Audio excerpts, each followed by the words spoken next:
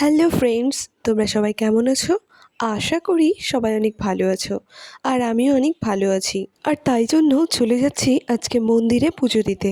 সকাল সকাল স্নান সেরে চলে গেছিলাম ফুল আর তুলসী পাতা তুলতে। এরপর সব কিছু রেডি করে নিয়ে আমিও রেডি হয়ে গেলাম। আর আজকে যে শাড়িটা পরেছি এটা হলো আমার আশীর্বাদের শাড়ি, যেটা আমার শ্বশুরমশাই নিজে পছন্দ করে এনেছিলেন। এরপর মন্দিরে যাওয়ার জন্য আমরা রওনা হলাম 10টা নাগাদ।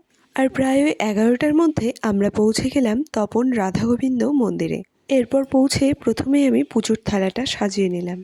এখানে যেহেতু কোনো দোকান সেভাবে নেই, তো বাড়ি থেকেই সব কিছু আয়োজন করে নিয়ে গেছিলাম। 5 রকমের ফল, একটু মিষ্টি, একটু ধূপকাঠি, ফুল আর তুলসী পাতা। এবারে থালা সাজিয়ে চলে যাচ্ছি মেন মন্দিরে।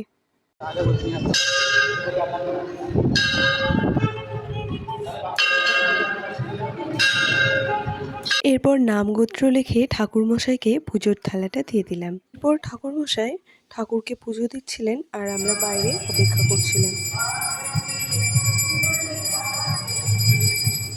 যখনই মন খুব খারাপ লাগে এখানে আসি, মনটা অনেক ভালো হয়ে যায়। পুজো হয়ে গেলে প্রসাদ দিয়ে আমরা এবার বাড়ির উদ্দেশ্যে রওনা দেব, কিন্তু তার আগে যাব আরেকটা মন্দিরে।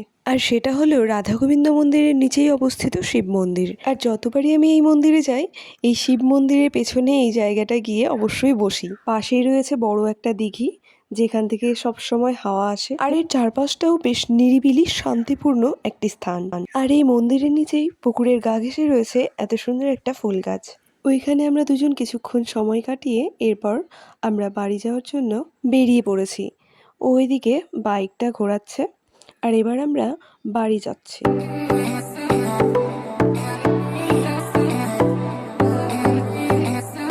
আর সন্ধেবেলা এই ভাই চলে এসেছে আমার শ্বশুরবাড়িতে আমার থেকে প্রজেক্ট আর্ট করিয়ে নেওয়ার জন্য। পরদিন সকালে ওর ডিএলএড এর এক্সাম রয়েছে আর ও জানতে পারছে আগের দিন সন্ধেবেলা, তাই ও প্রচণ্ড চাপে পড়ে গেছে। তাই ওর একটু হেল্প করে দিচ্ছিলাম। যাই হোক, ওর প্রজেক্টের জন্য হলেও অনেক দিন পর আর্ট করতে পেরে আমারও ভালো লাগছিল বেশ।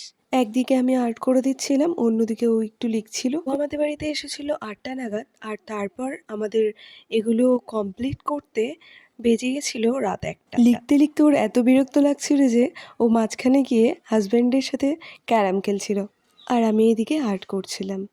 যাই হোক, অনেক দিন পর করছি আর আমি সেভাবে আর্ট শিখিনি। কেমন লেগেছে তোমরা জানাতে পারো কমেন্টে।